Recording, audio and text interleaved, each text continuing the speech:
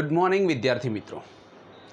હવે આપણે આગળના ટોપિક ઉપર જઈએ તો શરૂઆતની અંદર તમે દ્વિઘાત સમીકરણ શીખ્યા હો। ધારો કે આપણને આવું આપ્યું હોય કે x² + 5x + 6, તો આનો ભાગ તો આપણે પાડી શકીએ, પણ માની લો કે અહીંયા તમને 5xની જગ્યાએ અહીંયા 3 આપેલા હોય। હવે તમને એમ પૂછે કે ચલો x આના ભાગ પાડો, તો આના ભાગ તમે ન પાડી શકો, એટલે આપણે શું કરતા હતા, a = 1 લેતા હતા, b = 5 અને c = 3। આના ઉપરથી એક સૂત્ર આવતું હતું, કયું સૂત્ર? d = b² - 4ac। ઓકે, અને b² - 4ac ની અંદર કિંમત મૂકીએ તો આપણને શું મળતું હતું? 5 એનો સ્ક્વેર - 4 a એટલે 1 3, 5નો વર્ગ કેટલો થાય? તો કે 25, 25 4 તરી 12, બાદ બાકી કરશું તો કેટલા આવશે? 13। બરાબર। જો આ પ્લસ આવે, 0 કરતાં મોટું આવે, તો આપણી પાસે શરત હતી કે જો d 0 કરતાં મોટો હોય તો આની કિંમત શક્ય ઉકેલ શું મળે? વાસ્તવિક અને ભિન્ન ઉકેલ મળે, બરાબર। જો d પ્લસ આવતો હોય તો અત્યાર સુધી આપણે એવું શીખ્યા કે વાસ્તવિક અને ભિન્ન ઉકેલ મળે, અને જો d = 0 હોય તો આવૃત એટલે સમાન, આવૃતને શું કહેવામાં આવે? સમાન। એટલે કે કેવા ઉકેલ મળે? તો કે સમાન અને વાસ્તવિક, સમાન અને વાસ્તવિક સંખ્યામાં જ ઉકેલ મળે, વાસ્તવિક ઉકેલ મળે। અને d જો ઋણની અંદર આવતો હોય તો આપણને ખબર કે ઉકેલ ન મળે, તો આવું આપણે દ્વિઘાત સમીકરણની અંદર શીખ્યા હતા કે જ્યારે આવી રીતની કોઈ રકમ આપી હોય અને એનો ભાગ ન પડતો હોય તો આપણે શું કરીએ? a = 1, b = જે xની આગળ હોય એ x² નો સહગુણકને a કહેવાય, આને b અને આને c। d = b² - 4ac લાવીએ તો એની અંદર જો પ્લસ જવાબ આવતો હોય તો એ 0 કરતાં મોટી સંખ્યા થઈ, એનો મતલબ કે d 0 કરતાં મોટો છે તો વાસ્તવિક અને ભિન્ન ઉકેલ મળે।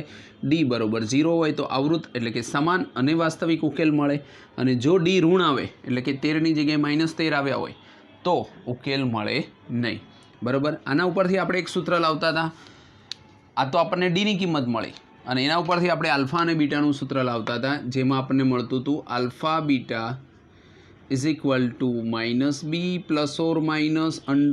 √d/2a, બરાબર। આ ઉકેલ પરથી આપણે પછી આના જે d અને a અને b ની કિંમત મૂકતા હતા તો અહીંયા આપણને ઉકેલ મળતો હતો। તો આ સૂત્ર હતું આલ્ફા અને બીટાવાળું, -b ± d/2a, બરાબર છે। પછી આવી બીજી કોઈ રકમ આપી હોય કે ધારો કે તમને એવું કીધું હોય કે x² + 5x + 3 આવું આપેલું છે, તમને એમ કે બે બીજનો સરવાળો, તો આના માટે આપણે શું લાવતા હતા? આલ્ફા + બીટા = b/a, ખ્યાલ છે? અને બે બીજનો ગુણાકાર, તો ગુણાકાર એટલે શું? તો કે આલ્ફા × બીટા = -c/a। તો આ રીતનો આપણે ઉપયોગ કરતા હતા દ્વિઘાત સમીકરણની અંદર, બરાબર। યાદ રાખશું, અને આગળ જતાં આપણને આ ટોપિકના જે મુદ્દાઓ છે એ આપણને કામ લાગશે। ચલો ફરી એક ટોપિક જોઈએ કે સમાંતર શ્રેણી। આપણે શીખ્યા હતા સમાંતર શ્રેણી।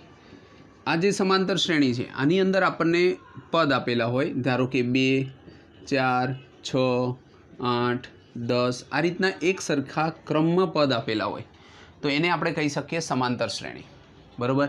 તો પહેલું પદ હતું એને આપણે a લેતા હતા, પછી બીજા પદમાંથી જ્યારે બીજું બાદ કરવામાં આવે ત્યારે આપણે એને શું કહીએ? તફાવત, સામાન્ય તફાવત। આ a છે એ પ્રથમ પદ છે, પ્રથમ પદ હંમેશા નિશ્ચિત હોય એટલે a બરાબર કેટલા છે? 2 છે। પછી સામાન્ય તફાવત લેતા હતા, સામાન્ય તફાવત, તો આ સામાન્ય તફાવત હોય એને આપણે શું કહેતા હતા? d, એટલે કે જ્યારે બીજા પદમાંથી પહેલું પદ બાદ કરવામાં આવે અથવા તો ત્રીજામાંથી બીજું બાદ કરવામાં આવે, બરાબર, અથવા તો ચોથામાંથી ત્રીજું બાદ આ બધાની કિંમત જ્યારે એક સરખી આવતી હોય ત્યારે આપણે એને કહીએ સમાંતર શ્રેણી. સમાંતર એટલે એક સરખા અંતર ઉપર આવેલી સંખ્યા જેને કહેવાય સમાંતર શ્રેણી. તો આને શોધવા માટેનું આપણી પાસે અમુક માનો કે આ 2 4 6 8 આપી છે, આપણને એમ કે 50મું પદ શોધો. તો આવું મું પદ શોધવાનું હોય તો એના માટેનું સૂત્ર હતું આપણી પાસે an અથવા તો અહીંયા tn પણ લખી શકો, બરાબર. tn અથવા an a plus n minus 1 into D, આ સૂત્રનો ઉપયોગ આપણે કરતા હતા, બરાબર. પછી સરવાળો આપેલો હોય 2 + 4 + 6 + 8 + 10 એવું કહે કે 50 પદ સુધીનો સરવાળો કરો. તો ફરી એના માટેનું સૂત્ર હતું SN, સરવાળાનું સૂત્ર કહેવાય ને. કયું સૂત્ર હતું? n/2 2a plus n-1 into D. આવું તમે શીખ્યા, બરાબર છે. ઘણીવાર આ સૂત્રની અંદર જ્યારે તમને છેલ્લું પદ આપેલું હોય, બરાબર, એવું કીધું હોય કે છેલ્લું પદ આપેલું છે, બરાબર, એને આપણે tn પણ કહીએ અને l પણ કહીએ. તો એ રીતનું આપ્યું હોય તો આપણું સૂત્ર થતું હતું SN બરાબર n/2 a પ્લસ l, એટલે કે પ્રથમ પદ અને અંતિમ પદ. તો આ રીતનું આપણે સમાંતર શ્રેણીની અંદર શીખ્યા હતા કે જેમાં અમુક પદોનો સરવાળો શોધવાનો હોય તો a plus n-1 into d, અમુકનું પદ શોધવાનું હોય અને સરવાળો શોધવાનો હોય તો આ બે સૂત્ર હતા. જ્યારે તમને છેલ્લું પદ આપ્યું હોય અને એનો સરવાળો કરવાનો કે તો એ નિશ્ચિત પદ આપેલું હોય તો આ રીતનું આપણે સમાંતર શ્રેણીની અંદર શીખ્યા હતા. પછી આગળ જઈએ તો આપણને યામ ભૂમિતિ નામનું એક ચેપ્ટર આવતું હતું, બરાબર. તો યામ ભૂમિતિની અંદર જ્યારે ઘણા બધા એક્સ અક્ષ અને વાય ઉપર બિંદુઓ આપ્યા હોય એને આપણે બતાવવાના હોય તો એની અંદર એવા સૂત્ર હતા કે માનો કે a ઓફ x1 y1 આપતું હોય, b ઓફ x2 y2 હોય, આવા બે બિંદુ આપ્યા હોય ને તમને એમ કે આ બંને વચ્ચેનું અંતર શોધો તો એના માટેનું એક સૂત્ર હતું અંતર સૂત્ર. ab² બરાબર x1 - x2² plus y1 - y2², બરાબર, અથવા તો એને x2 - x1² plus y1 - y2² પણ કહેવાય. તો આવું એક સૂત્ર આવતું હતું, આને કહેવાય અંતર. બે બિંદુઓ વચ્ચેનું ગમે ત્યારે અંતર શોધવાનું હોય તો એના માટેનું સૂત્ર હતું ab² બરાબર x1 - x2² plus y1 - y2². આનો વર્ગ કાઢી નાખો તો અંડરરૂટમાં આ રીતે પણ લખેલું હોય ab બરાબર વર્ગમૂળની અંદર x1 - x2² plus y1 - y2², બરાબર. આ રીતના સૂત્રનો પણ આપણે ઉપયોગ કરી શકીએ. પછી માનો કે બે બિંદુઓ આપેલા હોય a અને b, તમને એમ કે આની વચ્ચેનું મધ્ય બિંદુ શોધો. માનો કે મધ્ય બિંદુ અહીંયા m આપ્યું હોય, અહીંયા કોઈક બિંદુ a છે, અહીંયા કોઈક બિંદુ b છે. તો ફરી જ્યારે mનું આપણે લાવવાનું હોય, m એટલે મધ્ય બિંદુ, મધ્યનું બિંદુ એટલે બંનેથી સરખા અંતરે આવેલું બિંદુ જેને શું કહેવામાં આવે? મધ્ય બિંદુ. તો આ મધ્ય બિંદુ જ્યારે આપણે શોધવું હોય m મધ્ય બિંદુ ના યામ, તો મધ્ય બિંદુને હંમેશા યાદ રાખવાનું કે આપણે શું કરી શકીએ તો બે બિંદુઓનો સરવાળો ભાગ્યા 2. કોઈ પણ વસ્તુને અડધી કરવી હોય તો 2 વડે ભાગવા પડે. એનો મતલબ x1 પ્લસ x2, એના બંનેના x યામ લઈ લો, by 2, y1 plus y2 by 2. આ સૂત્રો છે એ તમે 10મામાં શીખીને આવ્યા છો કે મધ્ય બિંદુ શોધવું હોય તો બે બિંદુઓનો સરવાળો ભાગ્યા 2, એને શું કહેવામાં આવે? મધ્ય બિંદુનું સૂત્ર, બરાબર. પછી માનો કે કોઈ પણ રેખા આપી હોય એમાંથી કોઈક બિંદુ એનું વિભાજન કરતું હોય તો એક વિભાજનનું પણ સૂત્ર આવે. વિભાજનનું સૂત્ર કેવું આવે તો જોઈ લઈએ. વિભાજનનું સૂત્ર, તો વિભાજનના સૂત્રમાં શું આવશે તો બે બિંદુઓ આપ્યા હોય ને કોઈક બિંદુ એનું વિભાજન કરતું હોય. માનો કે અહીંયાથી કોઈક બિંદુ આપ્યું છે, અહીંયા a છે, અહીંયા b છે, અહીંયા p નામનું કોઈક બિંદુ આનું m જેમ nના ગુણોત્તરમાં વિભાજન કરે છે તો આપણે શું કરીએ તો p ના યામ, તો આનું સૂત્ર હોય. આ સૂત્ર પણ તમે શીખી ગયા. કયું સૂત્ર હતું તો કે mx2 plus nx1 by m plus n અને my2 plus ny1 by m plus n, બરાબર. આ વિભાજનના સૂત્રનું સૂત્ર છે કે જ્યારે કોઈ રેખાખંડ આપેલો હોય ને એનું કોઈ બિંદુ 2:3, 3:4, 4:5 એમ કોઈ પણ બે બિંદુઓની અંદર વિભાજન કરતું હોય તો આપણે આ સૂત્રનો ઉપયોગ કરતા હતા. mx2 plus nx1 by M plus N અને my2 plus ny1 by M plus N આ સૂત્રનો ઉપયોગ આપણે કરતા હતા. તો આની અંદર આપણે આવી રીતે સૂત્રનો ઉપયોગ કરી અને યામ ભૂમિતિની અંદર આપણે આગળ વધીશું. એટલે આ સૂત્રોનો ઉપયોગ પણ તમારે ફરી થશે, તો આપણે યાદ રાખશું જેથી કરીને આપણને આગળ જતાં કામ લાગે. ઓકે, હવે આપણે એક ઇમ્પોર્ટન્ટ વસ્તુ શીખીએ કે જે આગળ જતાં આપણને ખૂબ જ કામ લાગશે, જેમ કે ત્રિકોણમિતિ. ત્રિકોણમિતિની અંદર આપણે આવું શીખ્યા હતા કે સાઇન થીટા, બરાબર, પછી આપણે શીખ્યા હતા કોસ થીટા, ટેન થીટા, કોટ થીટા, કોસેક થીટા અને છેલ્લે કયું વધ્યું તો કે સેક થીટા. તો આ બધા એકબીજાના વ્યસ્ત છે. જો સાઇન થીટા એટલે આપણે એવું શીખ્યા હતા સામેની બાજુ એના છેદમાં કર્ણ, બરાબર. પછી કોસ થીટાની અંદર આપણે એવું શીખ્યા હતા પાસેની બાજુના છેદમાં કર્ણ.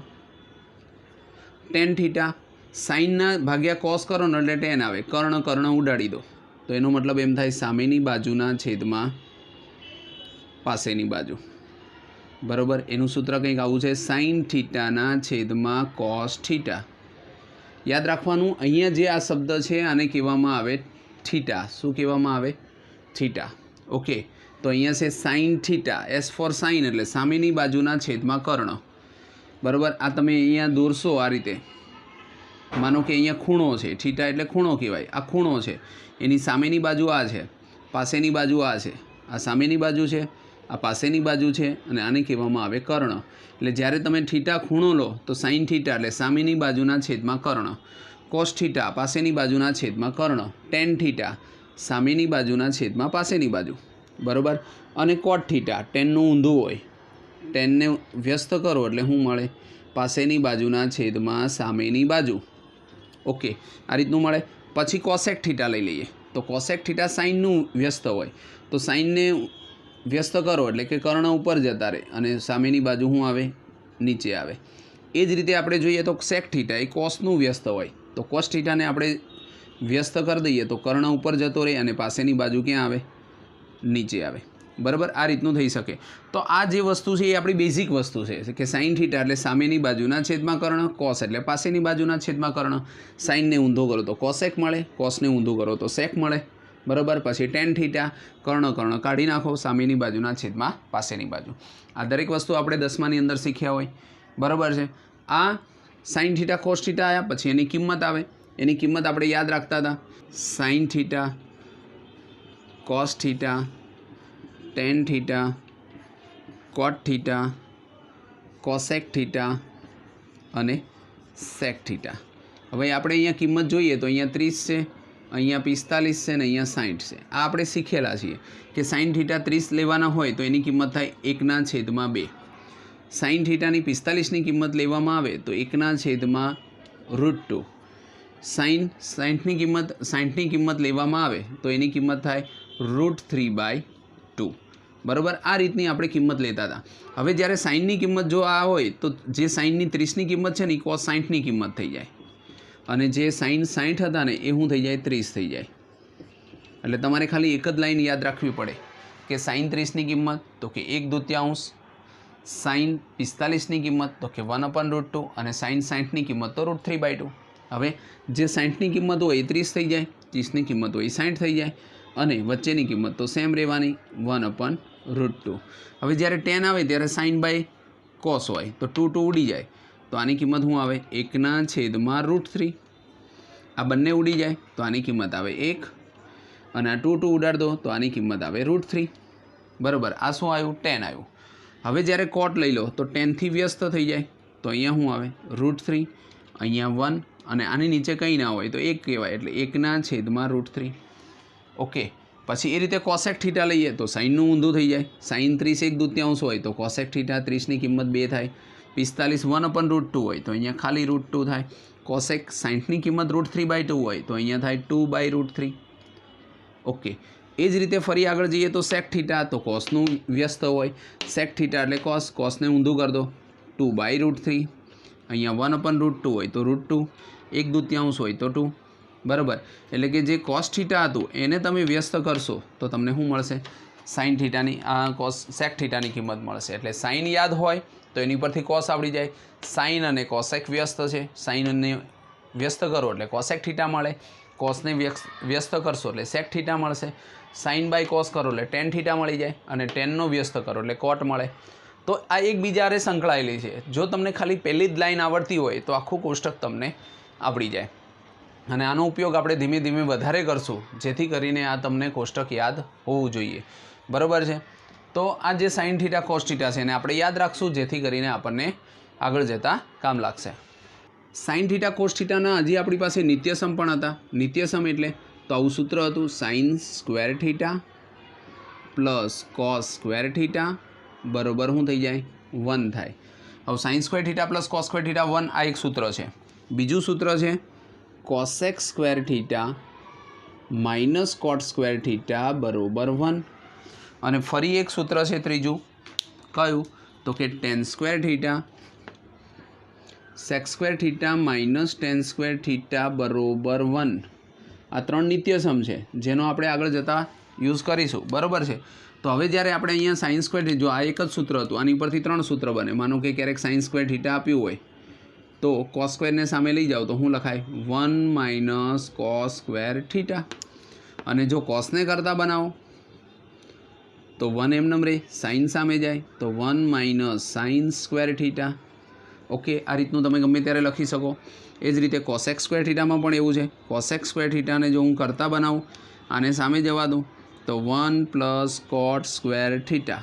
અને જો કોટને સામે જવા દઉં, ના લાવું તો કોટ સ્ક્વેર થીટા બરાબર કોસેક સ્ક્વેર થીટા માઇનસ 1. આ 1 અંદર આવે અને કોટ સામે જાય એટલે કોટ સ્ક્વેર થીટા બરાબર કોસેક સ્ક્વેર થીટા માઇનસ 1. એ જ રીતે અહીંયા જાઓ તો sec square minus tan square બરાબર 1. તો જો સેક સ્ક્વેર થીટાને કરતાં બનાવો તો 1 પ્લસ ટેન સ્ક્વેર થીટા. અને એ જ રીતે જો ટેન સ્ક્વેર થીટાને કરતાં બનાવીએ તો આપણી પાસે શું આવે? તો ટેન સામે જાય, સેક આ બાજુ આવે તો સેક સ્ક્વેર થીટા માઇનસ 1. તો આ જે નિત્યસમ છે 3, એના ઉપરથી બીજા 2 સૂત્રો બને એટલે કુલ 9 સૂત્રો બને. બરાબર? અને બીજી વાત કે સાઇન થીટા અને કોસેક થીટા એકબીજાના વ્યસ્ત છે. તો જ્યારે પણ સાઇન અને કોસેક આ રીતે હોય તો આ બંનેની કિંમત લખાય 1. Sine theta into cosec theta, કારણ કે એકબીજાના વ્યસ્ત છે. જો સાઇન થીટા હોય તો એની જગ્યાએ તમે કોસેકની જગ્યાએ 1/sin પણ લખી શકો. તો આ બંનેને ઉડાડ દો તો એક જ આવે. એટલે કે sine theta into cosec theta 1 થાય, કારણ કે બંને એકબીજાના વ્યસ્ત છે. પછી એ જ રીતે ટેન થીટા ઇન્ટુ કોટ થીટા, આ બંને એકબીજાના વ્યસ્ત છે એટલે તો આપણે એને બંનેની કિંમત ઉલટાવી શકીએ છીએ. પછી આવશે cos theta into sec theta is equal to 1. બરાબર? કેમ કે આ એકબીજાના વ્યસ્ત છે એટલે 1 થાય. Cosec theta into sec theta એકબીજાના વ્યસ્ત છે એટલે 1 થાય. તો આ બધી વસ્તુઓનો આપણે સ્ટેપ બાય સ્ટેપ ઉપયોગ કરીશું. બરાબર છે? હવે બીજી વસ્તુ કે જ્યારે આવી રીતે પણ આવે સાઇન 90 માઇનસ થીટા, આવું પણ તમે એક વસ્તુ શીખ્યા હતા કે સાઇન 90 માઇનસ થીટા હોય તો સામે શું લખાય? Cos theta. બરાબર? પછી આવું લખ્યું હોય કે કોસ 90 માઇનસ થીટા તો સામે લખાય સાઇન થીટા. બરાબર? આવી વસ્તુઓનો પણ એક ઉપયોગ કર્યો હતો આપણે. પછી એ જ રીતે આગળ જઈએ, ટેન 90 માઇનસ થીટા લખ્યા હોય તો આપણે કહીએ કોટ થીટા. એ જ રીતે કોટ 90 માઇનસ થીટા હોય તો ટેન થીટા થઈ જાય. પછી સેક આવે, સેક 90 માઇનસ થીટા તો સામે લખાય કોસેક થીટા. બરાબર? આ રીતનું આપણને એકમાંથી બીજાની અંદર કન્વર્ટ કરવાનું પણ આવેલું છે. 10મા ધોરણની અંદર સાઇન 90 માઇનસ થીટા હોય તો કોસ થીટા લખાય. તો આ ત્રિકોણમિતિ વિશે વાત થઈ. તો આનું પણ આપણે આગળ જતાં ઘણી બધી જગ્યાએ યુઝ કરીશું. તો આ રિવિઝન આપણે યાદ રાખીશું અને આગળ એનો ઉપયોગ કરીશું. ઓકે.